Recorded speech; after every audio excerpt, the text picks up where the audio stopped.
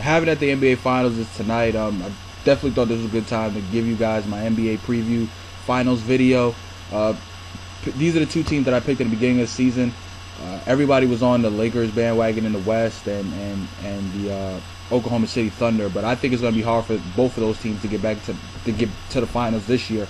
And I picked the Spurs. I thought they were the better team last year in the Western Conference Finals. I think they just ran out of gas against the Oklahoma City Thunder. But it's good to have this team back in it. I think this is one of the best sports franchises in all of American sports, and the San Antonio Spurs, and seeing one of I think the best coach in the NBA, Coach Popovich, along with Tim Duncan, Manu Ginobili, and Tony Parker in the finals is definitely going to be make this one of these classic events and classic finals that we see from years to years to come. There's a lot of history. There's somewhat of a history between these teams. Even if you date back to 2007, LeBron's first NBA Finals, he got swept by these same Spurs, the same core that was around. Also, if you go deeper into this past season, when it came to them sending those guys home, the first game in Miami, the Spurs sending Tim Duncan and Manu and Tony Parker and Danny Green, sending them all home the day before the Heat game, and that got everybody out of an uproar. And then Miami returned the favor a couple of months later, and not having LeBron and Wade play in the game in San Antonio. So there's a little kind of back and forth going on between them two teams, and I think this is going to be a very good finals. I believe, and I just want to give you guys a couple of keys for both teams. A big key that I think that could change this series around, along with a key matchup to watch out for, and a couple of X factors for both teams, one from each team. So I'll start off with the keys to Miami. I think one key for the Miami Heat is going to be, can they keep the Spurs off the offensive glass? Now, they faced in the Eastern Conference Finals the Indiana Pacers, the best rebounding team. So there was a reason or an excuse, you might say, of, okay, the Miami Heat got beat up on the offensive glass and second chance opportunities, and that's what really kept the Indiana Pacers in that series. Their ways to get second chance points and second opportunity at scoring, which really hurt the Heat and extended that series longer than I think any of us thought it would go. But the one thing about the Spurs is they're the second worst offensive rebounding percentage team. So that's not really going to be a good excuse for the Heat if they were to get beat up on the offensive glass, and giving a team like the Spurs second, third, fourth chance opportunities to score. So I think Miami has to do their best to limit the Spurs to one offensive possession, and then they go out and they get into their offense, their fast breaking offense, where a lot of 3-point shooters, a lot of shooters around LeBron driving the lane. So I think that's definitely one key. Another key in this series is going to be the effectiveness of Dwayne Wade and Chris Bosh. Both those guys played terrible last series. Chris Bosh is in an unbelievable slump right now. We know Dwayne Wade had the injury last year, and it looks like it's coming back up on him, and that's going to be something that's really going to hinder him, I think, in his career. But I always said that in between the argument of Dwayne Wade and Chris Bosh, if they were to ever break up the big three, I think that Chris Bosh is more valuable than Dwayne Wade. Now, Dwayne Wade's the better player and the star player, but I think Chris Bosh's impact on that team of being a guy that could stretch the floor out, pull that center out, give guys like LeBron and Dwayne Wade a chance to operate in the lane and get to the basket easier. That's why I always thought that Chris Bosh was the more valuable player of the two between Dwayne Wade and himself. So I think that Chris Bosh has to be able to knock down that 3-point shot, has to be able to knock down that 18 to 20-foot mid-range shot when LeBron drives the lane, pick and roll opportunities, when he gets open for threes, spot up and hit those threes. As well as Dwayne Wade. Dwayne Wade needs to get to the line, create contact, create fouls. That's the way he gets his points. If you looked at the last game, that game 7, he was driving the lane. He was trying to force the issue, trying to get to the line, and that's what Dwayne Wade really means to that team. His ability to cut, his ability to slash to the basket to score. So those two guys are definitely going to have big series. And I think the production from the point guard spot, and those two guys, and Mario Chalmers and Norris Cole, I think the Miami Heat are a lethal team when you have Mario Chalmers, a guy who's a set shooter, knockdown 3-point shooter, knocking down threes. You saw it in a couple of games in the finals last year. You saw it in the Indiana series when I think he had 26 points last year in that game 3 or 4.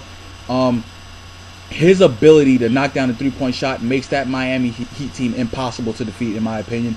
But if that shot is off, or he's turning the ball over, or he doesn't look as engaged in the game, I think that's something that really hurts. And I think as well, Norris Cole coming off the bench, changing the pace of that second unit with his speed, his penetrating ability, his ability to knock down an open shot, an open three-ball shot, him being able to shoot that mid-range shot that he loves off the dribble so much. That's going to be a major key for that team as well. Players to watch out for the Miami Heat are going to be Ray Allen. I think that this is why they brought him in here. Game finals like this, being able to knock down big three-point shots, being able to break open games with his three-point making ability, that's going to be huge. Udonis Haslem, I think, is going to be another key. He was huge in a couple of games in that Miami-Indiana series.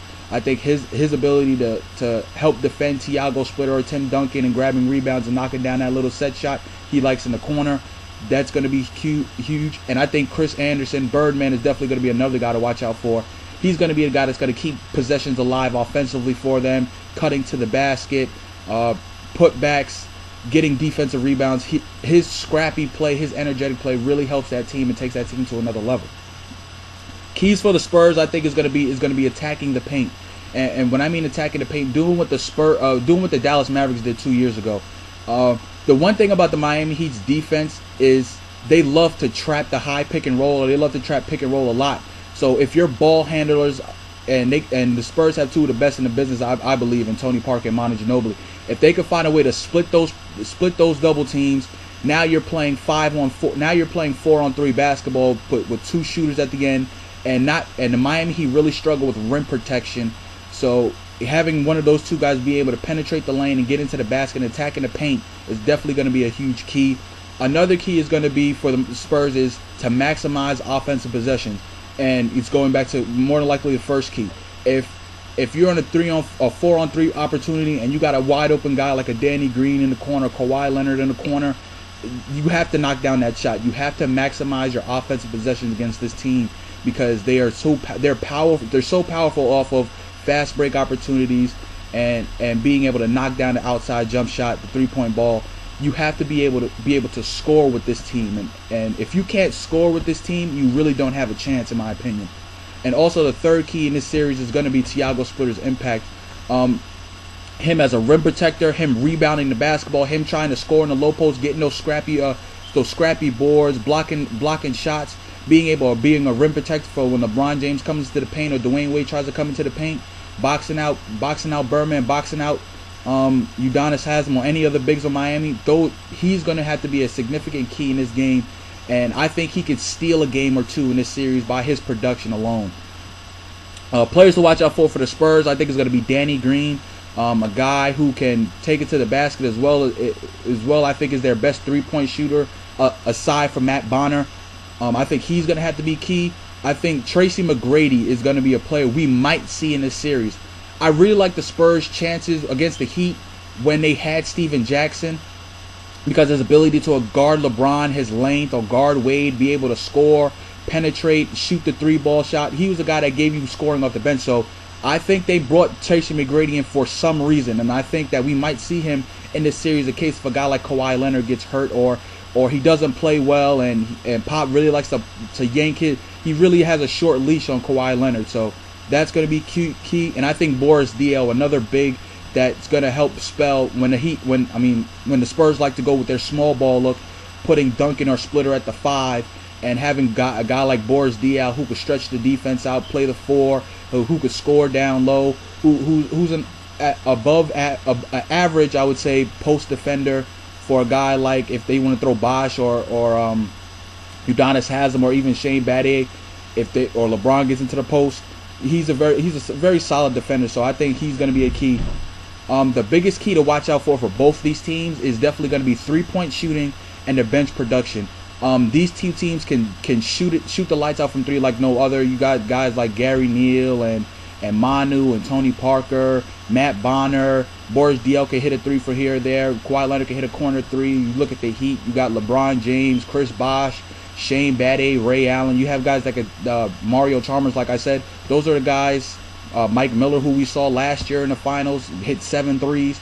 James Jones, Rashard Lewis. They have guys. Both teams have guys that can shoot the 3 and make the 3 at a very high successful rate. So that's going to be something to watch out for as well. And also, which bench is definitely going to be, whose bench is going to be able to outscore the other bench, whose bench is going to be able to outplay the other team's bench. Matchup to watch out for, I think, in this game is going to be Manu versus Dwayne Wade.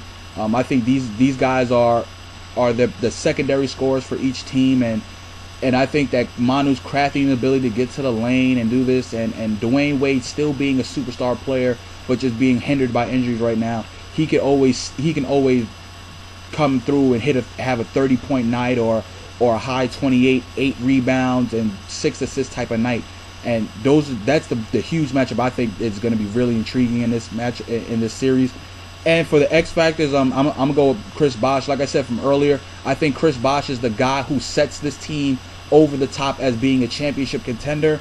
And I think Kawhi Leonard for the Spurs, a guy who can guard LeBron, a guy, like I said, who's athletic, who's extremely athletic, a guy who can slash, a guy who could cut, a guy who could penetrate in the lane, and also a guy who can knock down that corner 3-ball shot if he's left open. So I think he's going to be a key, a major impact in this series as well. Breaking it all down, it's the better team. Even though both these teams are great, it's a team that can play with the other team against a team that's superior talented. And I'm just taking the Heat in this series in 6.